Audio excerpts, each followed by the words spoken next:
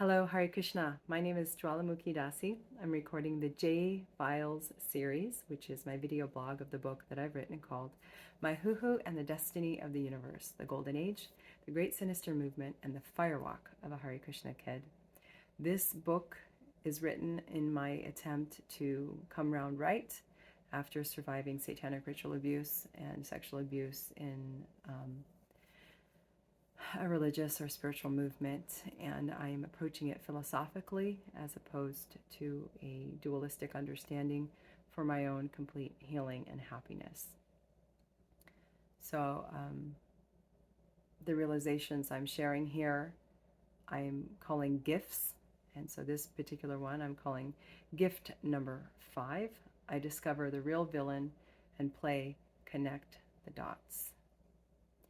So here I'm reading from Srimad Bhagavatam, and I'll go into that, but my purpose here is that my mind, I think very philosophically about things, and it's easy to point fingers and say, you know, that person did this horrible thing to me, and they're the bad guy, and I'm the good guy, and I'm the victim here, and let's go get the bad guy. But it's really just not that simple, because action and reaction are inseparable, and we are eternal.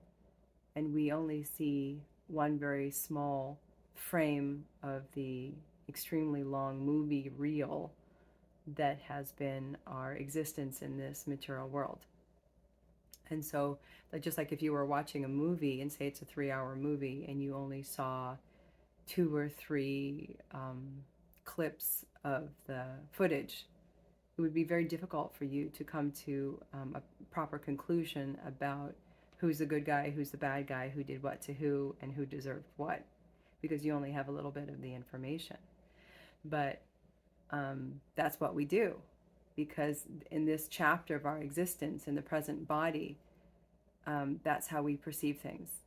And so it's very easy to blame, but one who's in knowledge, one who understands that we are eternal and that we are in a journey, sees that the real enemy is not external, but the uncontrolled mind that perceives things in a faulty way, that keeps us in the cycle of brutal karmic exchanges. So in the endeavor to get out of brutal karmic exchanges and to go home where there is only love and light, I turn to Srimad Bhagavatam and the words of His Divine Grace to find solace for the pain that I was feeling. So gift number 5, I discover the real villain and play connect the dots. Srimad Bhagavatam, Canto 7, Chapter 8, Text 9, Translation and Purport. Prahlad Maharaj continued, "My dear father, please give up your demonic mentality. Do not discriminate in your heart between enemies and friends. Make your mind equipoised toward everyone. Except for the uncontrolled and misguided mind, there is no enemy within this world. When one sees everyone on the platform of equality, one then comes to the position of worshiping the Lord perfectly." Purport. Unless one is able to fix the mind at the lotus feet of the Lord, the mind is impossible to control. As Arjuna says in Bhagavad Gita 6:34, "Chanchalam hi mana Krishna pramati balavadridam tasyaham nigraham manye vayur eva suduskaram." For the mind is restless, turbulent, obstinate, and very strong, O Krishna, and to subdue it, it seems to me, is more difficult than controlling the wind. The only bona fide process for controlling the mind is to fix the mind by service to the Lord. We create enemies and friends according to the dictation of the mind. But actually, there are no enemies and friends. Pandita samadarshina, Bhagavad Gita 5:18. Sama sarveshu bhuteshu madbhaktim labhate param, Bhagavad Gita 18:54. To understand this is the preliminary condition for entering into the kingdom of devotional service. These words recorded in Srimad Bhagavatam were spoken by the child saint Prahlad Maharaj when he was just a 5-year-old boy.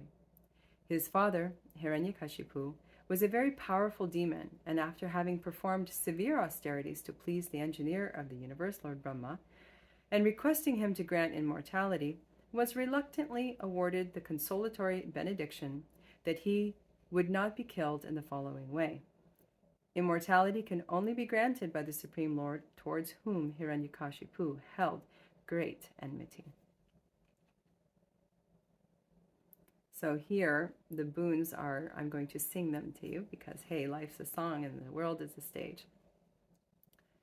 This is another of my mom's songs.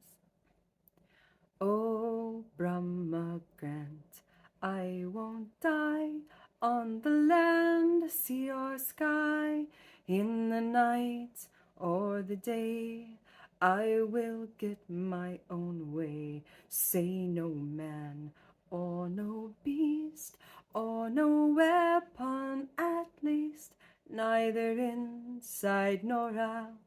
Now I'll be free of doubt. Aha, you see I'm immortal.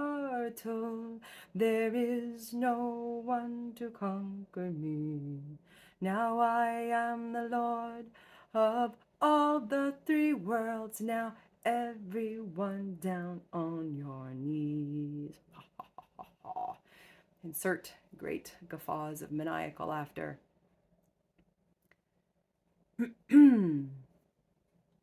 So that's what he wanted. He thought, well, I can't be immortal, so let me make all of these stipulations and I'll live forever. And then what do demons do when they get power? With these boons, Hiranyakashipu went from planet to planet, conquering all, ruthlessly stamping out worship of Vishnu, God, and of course, killing devotees. This is the way of the demons, and not much has changed.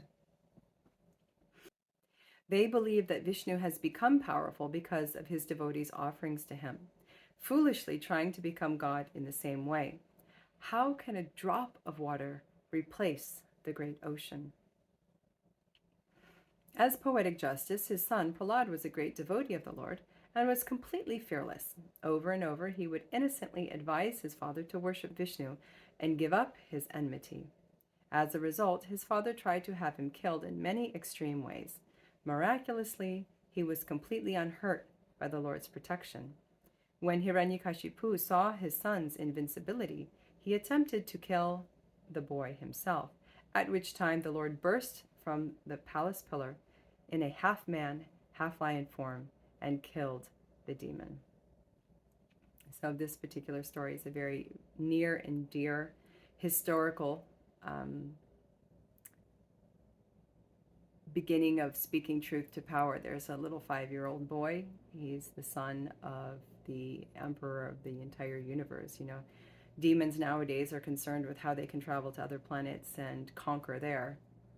Actually, my sons just went and saw some movie again that had come out about this same theme that was there. You know, we've used up this planet, let's go conquer another one. But that mentality has been current for a really long time. And so here's this demon, Hiranyakashipu, who conquered not only the earth planet, but the heavenly regions and the lower regions as well. But because the Lord is more intelligent than anyone, his great devotee Prahlad Maharaj was born as this great demon's son. And because of his purity and his simplicity, ultimately the demon was killed. There's another really sweet song that some of you may know if you have been growing up with the little Vaishnava songs written by my mother. It's about Prahlad Maharaj and the processes of devotional service, hearing and chanting like that. So I don't know if I remember all the words, but I'll try.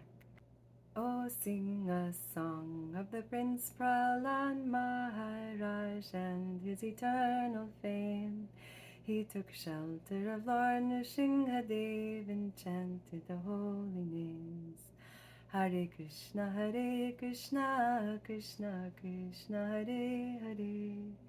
Hare Rama, Rama Rama, Hare Hare. Shravanam Kirtanam Vishnu Smaranam Padasevanam Archanam Bandhanam Dasyam Sakyam Atmanivedanam. Hearing and chanting about the transcendental holy names, form, qualities, paraphernalia, and pastimes of Lord Vishnu, remembering them, serving the lotus feet of the Lord, offering him respectful worship, offering him prayers, becoming his servant, and considering him one's best friend, and surrendering everything unto him. Sing a song of the Prince Prahlad Maharaj and his eternal fame. He took shelter of Lord Nrsingadev and chanted the holy name. Hare Krishna. Jai Mrigakshi Dasi and Little Vaishnavas. Let's see, I think I got lost. Where are we now? Don't you love how computers jump everywhere? Okay, there we are. Found me.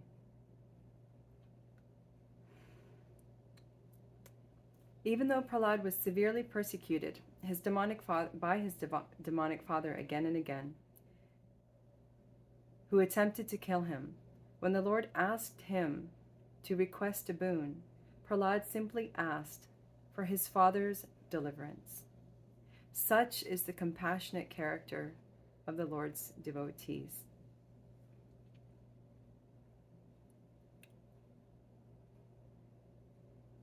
So when you get sexually abused or satanically, ritually abused, or any kind of abuse, usually your first emotion is, well, first denial, right? But then when the acceptance comes, then the rage comes.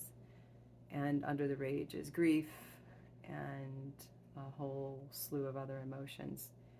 It's definitely not the first emotion is generally not compassion,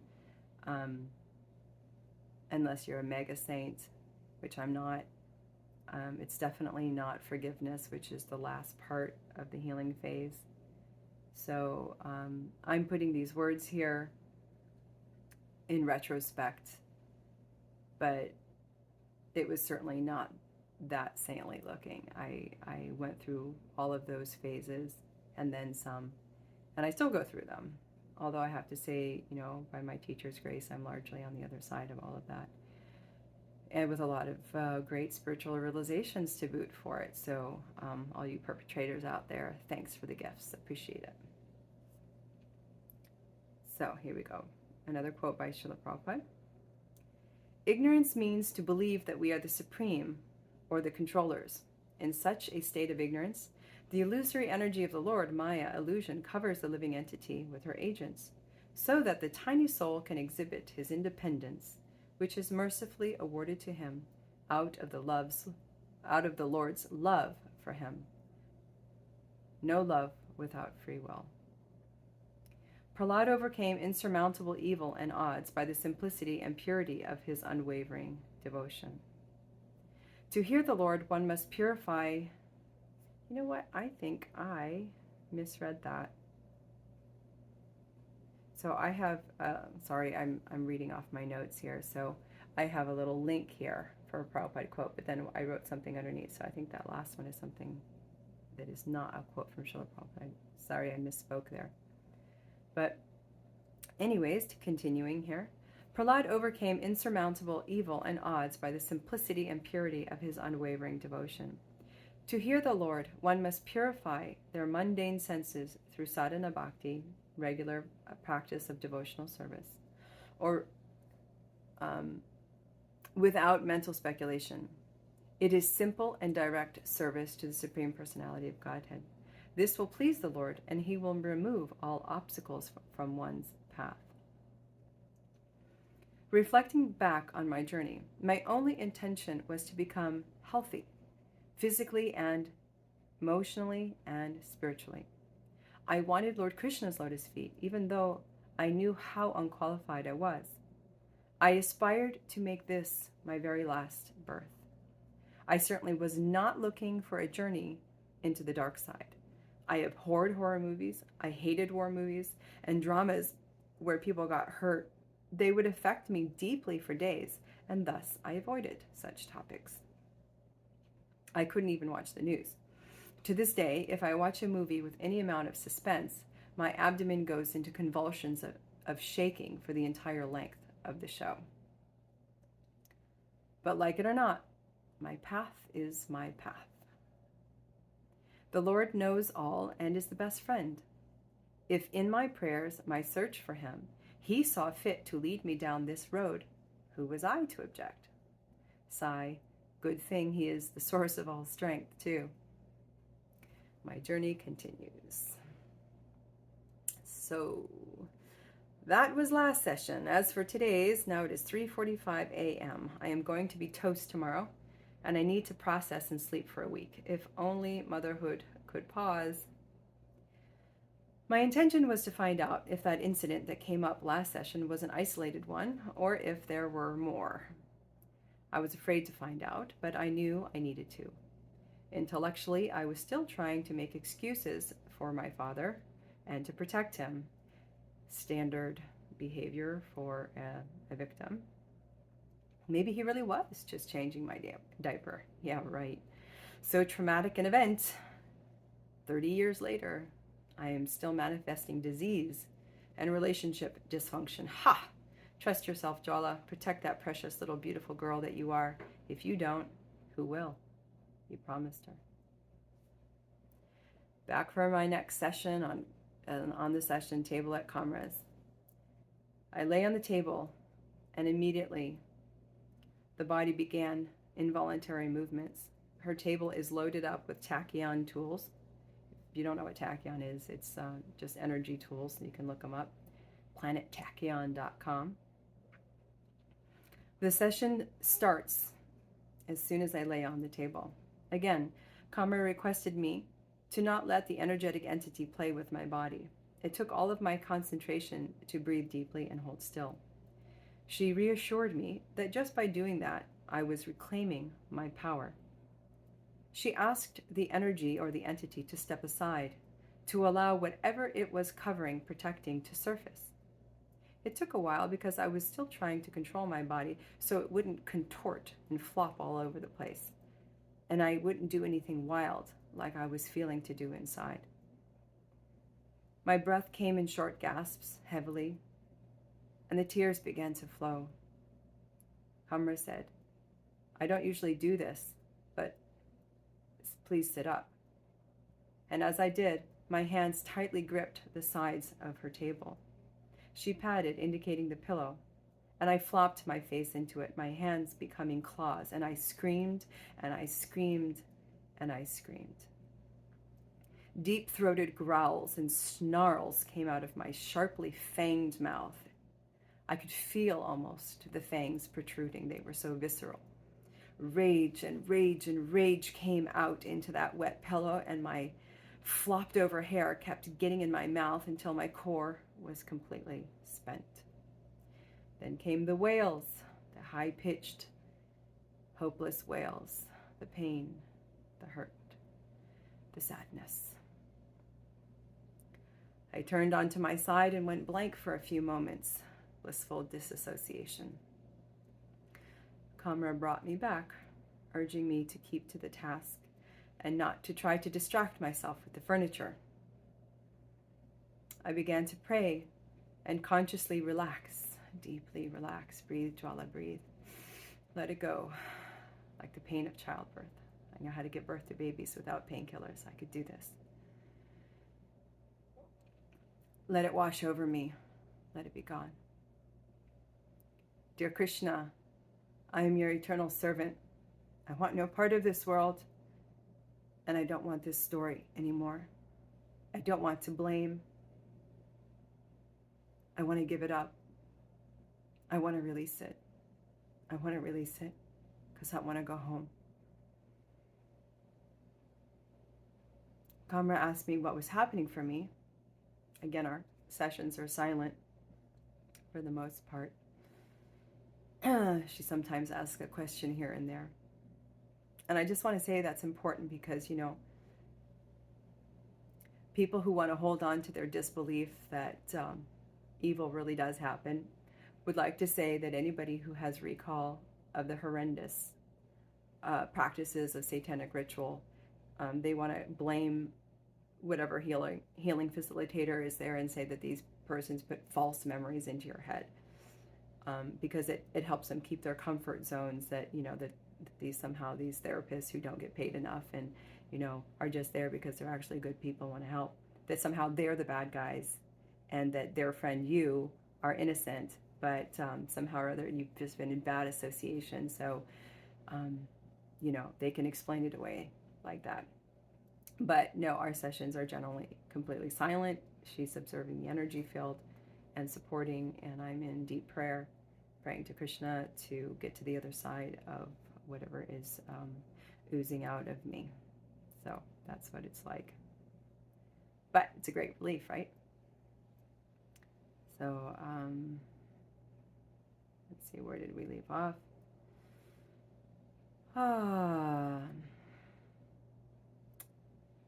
She asked me what was happening for me. I told her that I was praying. I told her of my desire to release blame, but that the sadness seemed to cling to me. She reassured me that because that was my intention, even if I was unable to process it that quickly, it would be so. It would come to pass. This time, the little girl was older. She was 3.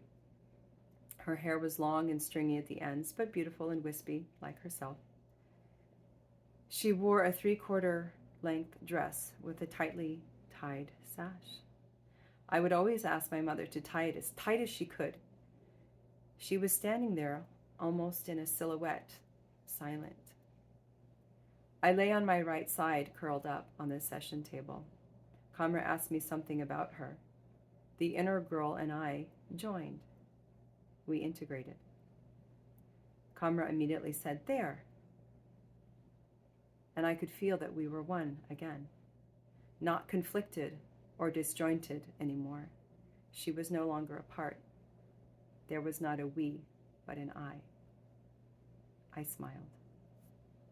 I became aware of one of the energies standing in the corner of the room, waiting. I asked Kamra about it, and she confirmed, yes, there is someone standing there. It seemed important for me to know something about him. I asked her if she could see him. I saw him, a young blonde boy, his name, Robert. She said no, she just feels their intentions, but that didn't mean that what I was seeing was not so. She explained that people perceive differently. I said that he was one of the energies, quote, guarding that memory. She said no, he was not one of the guards. And then the awareness came, and then I knew. He had been hurt in the same way that I had been. He had died young. He had come to me when I was a child. He was there to be my silent, understanding friend. I felt a surge of love for that boy, a boy that I had just met, a boy who had been with me for so long. And a smile stole my lips as I lay there, still in fetal position, hair disheveled, eyes closed. Kamra confirmed what I knew already. He was leaving, and with a smile. His guides had come for him. I didn't need him anymore. I was ready to remember. I urged him on. Go find some parents who will love and protect you. They are waiting to receive you. Then he left. I felt a little reluctant to let him go. I would miss him. Funny, I had only become aware consciously of his presence moments ago. And now it was as if I was saying goodbye to a very long-lost dear friend, whom I had recently rediscovered. As I write this, notably, tears are coming and my chest is constricting. How wonderful and strange is Krishna's creation, complex, beautiful, but always personal. I wish you well, dear Robert. May you never have to take birth here again.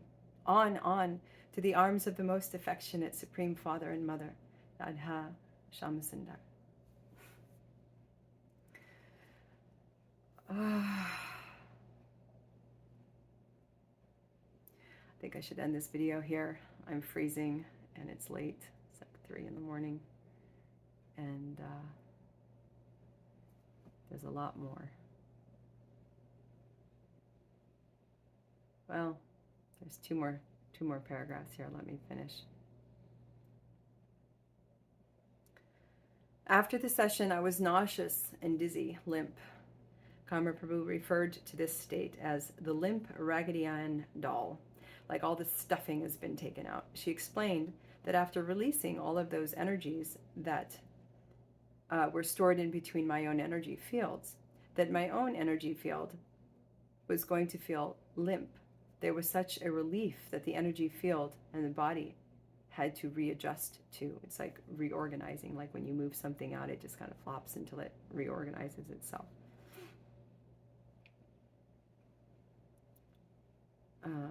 I needed to take it easy for the next few days. Unfortunately, by my choices and the fact that I am a mother, it shall not be so. Maybe I should decommit and ask for help. Dare I? Yeah, right. Life went on. Martin bought me a few books on healing. I was wary of reading anything, though, because I didn't want any information from the book to color my consciousness. What if I would be influenced by what I read, and it altered what was spontaneously coming out of me? It took me many, many months before I dared to crack open even one book, before I began to read. All the while, the memories and the flashbacks, the panic attacks, did not slow down. I started reading the book called The Courage to Heal. It was helpful, but I didn't relate much with all of the homosexual references. Of course, this is a natural byproduct of sexual abuse, mixed up sexuality. All the weirdness in early life around sexuality and the betrayal of power and trusting relationships definitely set the course for homosexuality later in life.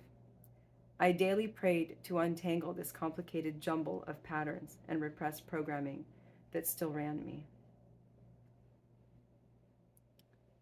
So I will end there. There's many more things that can be said, but again, thank you for all of your kind, encouraging words and following with me on this journey. Hare Krishna. All glories to Srila Prabhupada.